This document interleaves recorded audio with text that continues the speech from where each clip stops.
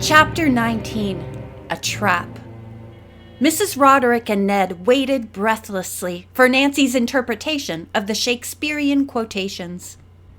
As Nancy continued to study the words, Mrs. Roderick said impatiently, "If Miss Drew left that paper for me, how in the world did she expect me to get any message out of it? I'm not familiar with Shakespeare's plays." "I can't answer that," Nancy replied. "But this is what I think she was trying to tell you. First of all, Miss Drew believes she has fallen in love, but she has some doubts." "I should think she would," Mrs. Roderick said. "If the man she thinks she has fallen in love with is as bad as you picture him." Ned, interested in Nancy's findings, begged her to go on. "Well, Miss Drew is about to take a chance anyway," Nancy said. The others nodded and waited for her to proceed. "The bride and groom, or the couple, are going traveling, probably by air. I think that was the reference to the stars. And it will be a night flight." "Why couldn't it be on a ship?" Mrs. Roderick asked. Ned grinned. "I think I can guess that one.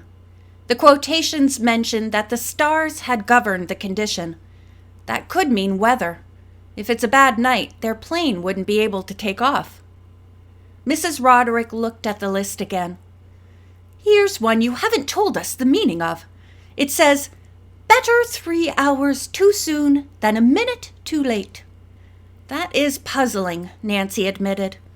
"But my guess is that Nancy Smith Drew, having some real doubts about the whole thing, wishes that you, Mrs. Roderick, could come to the plane before she flies."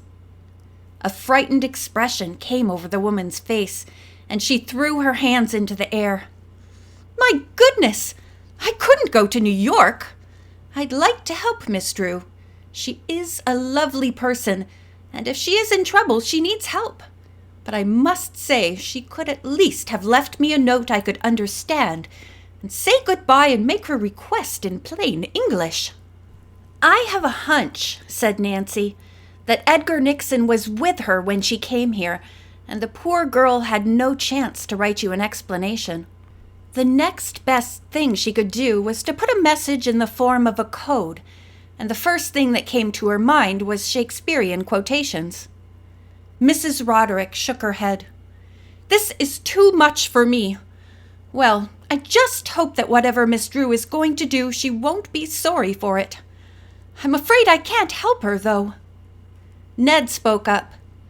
"If Edgar Nixon is as slick as you think, Nancy, I bet I know what his next move was. When he got to thinking about the quotations, he'd deduce that you'd come here and find out they had a special meaning. My hunch is that he has already canceled their flight reservations." Nancy agreed and asked him to telephone the airline and find out. In a few minutes, he learned that the reservation for Mr. Nixon and Nancy Smith Drew for the Monday flight to London had indeed been canceled. Mrs. Roderick was very upset.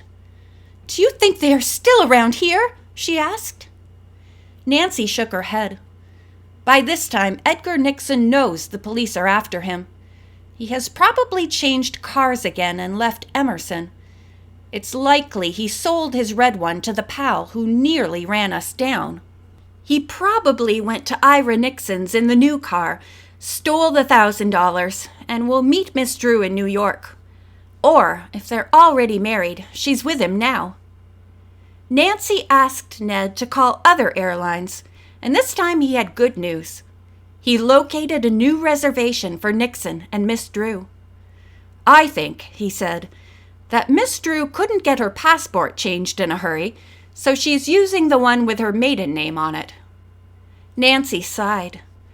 "Even though I may be too late to prevent a wedding, I can alert the New York police where to nab Edgar Nixon."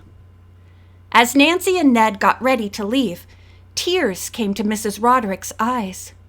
"You people are very kind, and I do hope you can do something for poor Miss Drew. I'm afraid she has lost her head and has no relative or anybody in this country to help her." "She has friends," said Nancy, but I imagine she's too proud to ask their advice.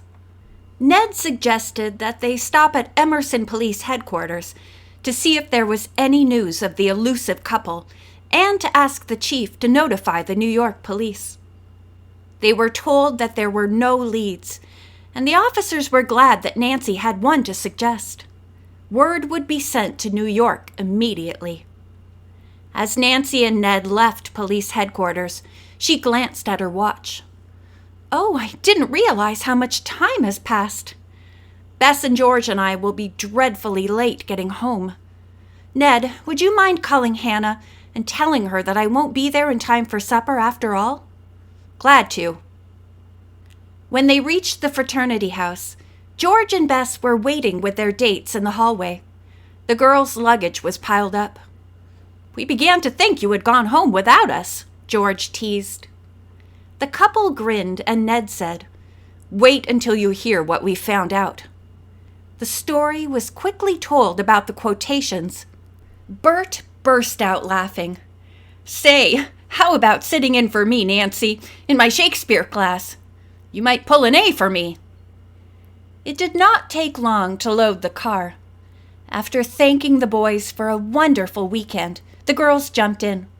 With a last wave, Nancy drove off. The journey was uneventful.